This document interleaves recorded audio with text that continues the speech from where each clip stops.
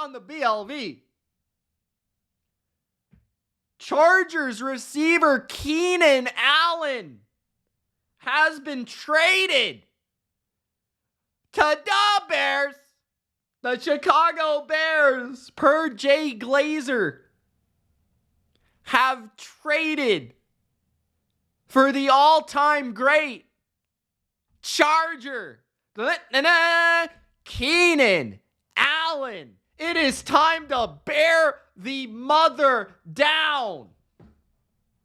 Keenan Allen is going to be catching passes from a USC Trojan. I see what you did there. Keenan Allen and DJ Moore? Woo! The Bears to the Super Bowl? What? Oh my goodness. Talk about a move by the Chicago Bears. They're going all in for 2024 and beyond. This is crazy. He is still a great player. I've been critical at times for Keenan Allen in terms of just his speed, because he's just not the most athletic, fastest guy in the world. But man, has he not been one of the best route runners in football we have seen over the past decade.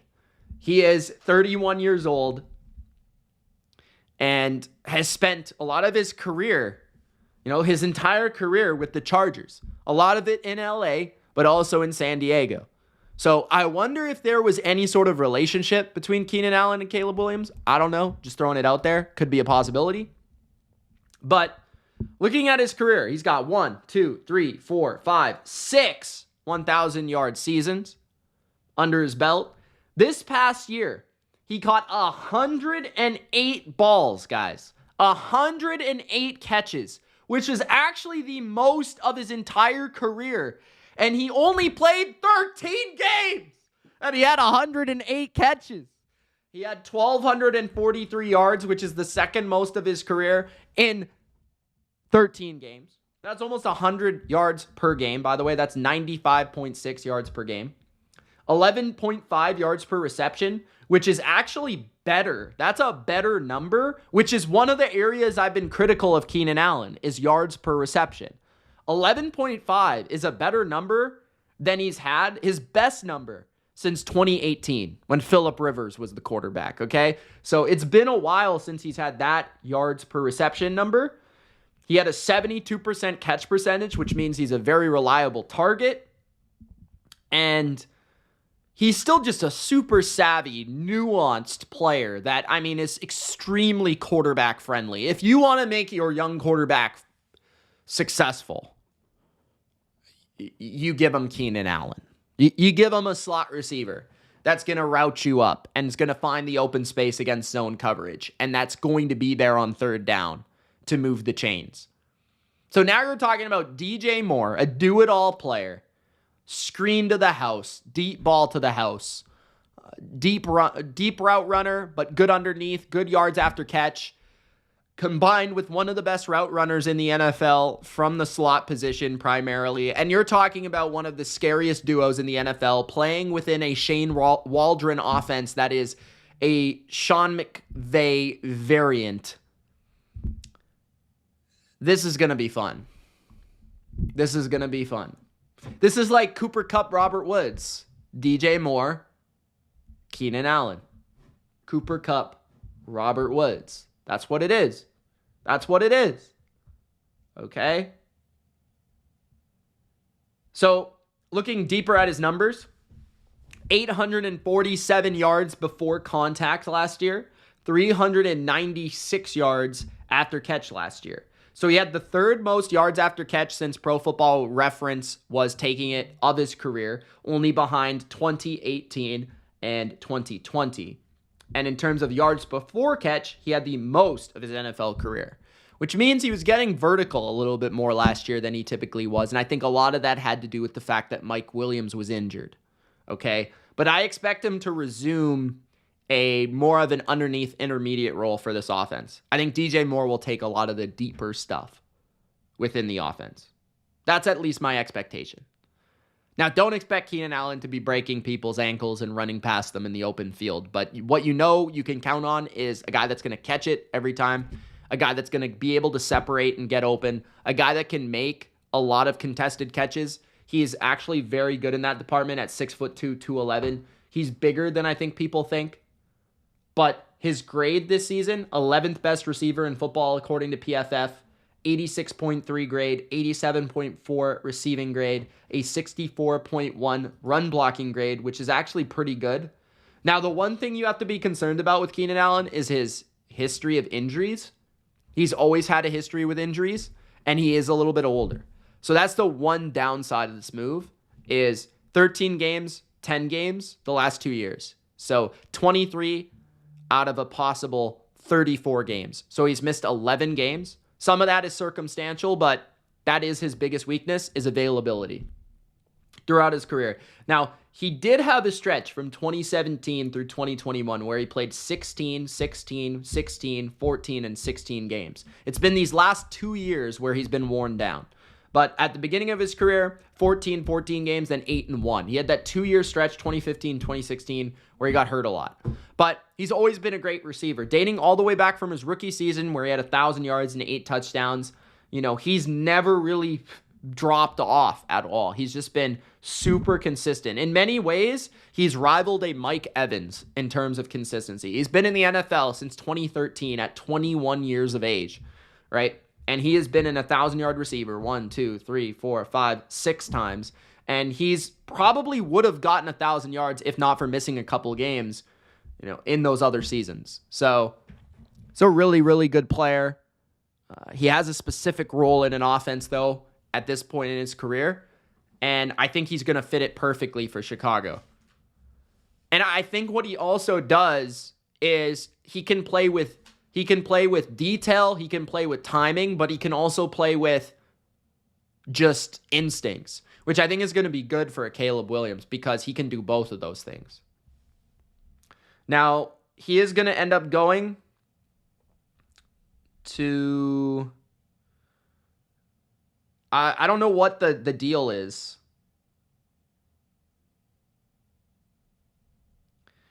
I don't know what the deal is, bro. I can't see it. I don't know what the deal is. 4th round pick. Okay, that's what it is. Adam Schefter. Chargers are trading wide receiver Keenan Allen to the Bears for a 4th round pick. Now, his contract, I'm going to have to look at his contract.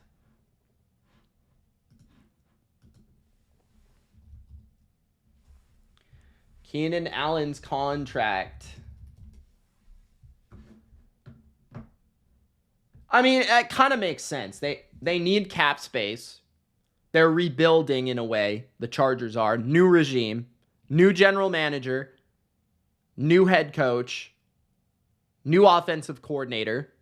Keenan might not exactly fit the idea of their new offense. There's reasons why they would do this. They have the 5th pick in the draft, which they could use on a Marvin Harrison Jr. or a top receiver. So they could give a receiver to Justin Herbert. So Keenan Allen contract. Yeah, so Schefter said it was a 4th round pick. It must come with a hefty price if it's only a 4th round pick, although he is 31, 32 years old. So I get it, but at the same time, it must be because of the contract. Sport Track is glitching on Keenan Allen's contract. So over the cap is going to save me. So 2024. Keenan Allen has a base salary of $18 million, a $5 million roster bonus, 0 guaranteed salary, $34 million cap number. Wow. Okay. He has a $34 million cap number.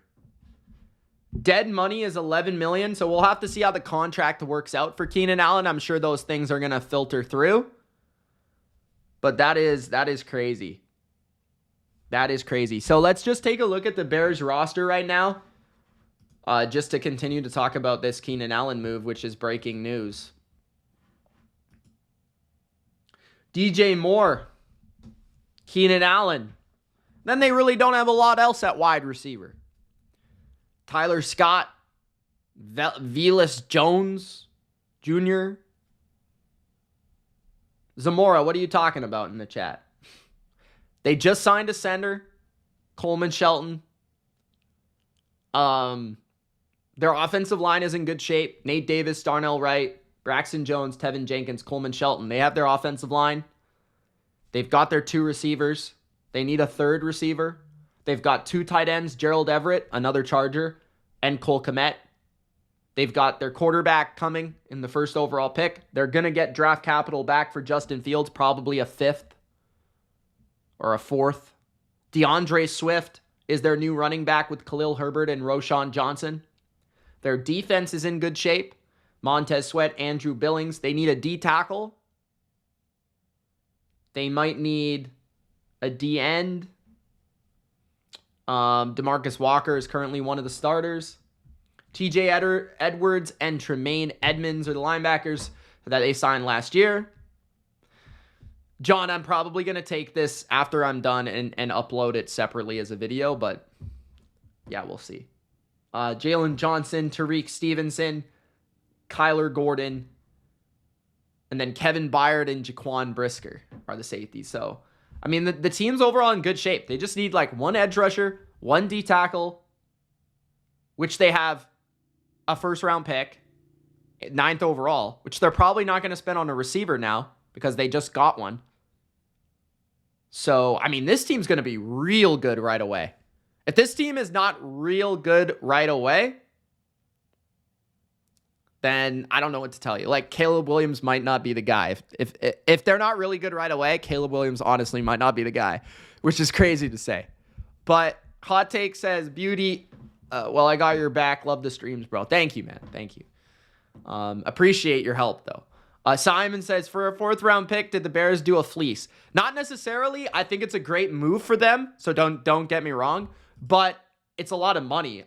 His contract's like $34 million in terms of cap number, which is an insane number for a receiver. So I don't know how that's going to work out in terms of how much money the Chargers are going to keep and how much money the Bears are going to get and how that's exactly going to work out. But it's his age, it's his contract, it's stuff like that. That's why. And honestly, the Chargers needed to move cap space, and they decided to keep Khalil Mack and Joey Bosa instead of their receivers, and it feels like the Chargers are rebuilding a little bit. They'll still be competitive because they have Justin Herbert, and I'm sure they'll use that 5th pick on a receiver. So, yeah. There's different reasons to this stuff. I mean, in terms of the value, yeah, obviously, like, Keenan Allen's a better player than a 4th-round pick. There's no doubt about it, but there's a lot of different reasons for it. It's contract, it's age, it's injury history. There's a lot of different things. You're never going to get more than a 3rd, I would think, for Keenan Allen. I just couldn't see that happening, just because of all those different factors. But yeah, obviously, great addition to the team. I mean, you look at this team, man. Look at the offense. They've got an offensive line. They got Keenan Allen, DeAndre Swift, Gerald Everett. They got DJ Moore. They got Khalil Herbert. They got Cole Kmet. Geez. Young tackles. Young guards. They just traded for a center in Ryan Bates and added and signed a center. So they've got competition at center. I mean, my goodness. This offense is going to be fun with Shane Waldron. So we'll see what they're able to do there. But yeah, Keenan Allen is a Bear. That's insane. That's insane. I didn't think that was actually going to happen. Patriots fans were like, oh, we could get Keenan Allen. I'm like, honestly, as a Patriots fan, I didn't really want that. But honestly, I don't think the Patriots are in the position the Bears are in. The Bears have a lot of things already. Like, the Bears are not out there like looking for a tackle and looking for a QB and looking for another receiver. Like, I don't know, man. The Bears, like, the Vikings chose a good year to not sign Kirk Cousins. I'll say that. Because the Packers and the Lions are already good. And now the Bears got Keenan Allen. So. Uh-oh. Are you serious? We've got breaking news again. Okay, breaking news on the BLV. Wide receiver Hollywood Brown has signed with, drum roll please, the Kansas City Chiefs. The Chiefs have signed Marquise Brown. Now the contract, we will find out here in a bit. A 1-year deal. A 1-year deal. I don't know how much, but a 1-year deal. Marquise Hollywood Brown is a... Hold on a second. Where's my sound effects? Get my sound effects out. Get my sound effects.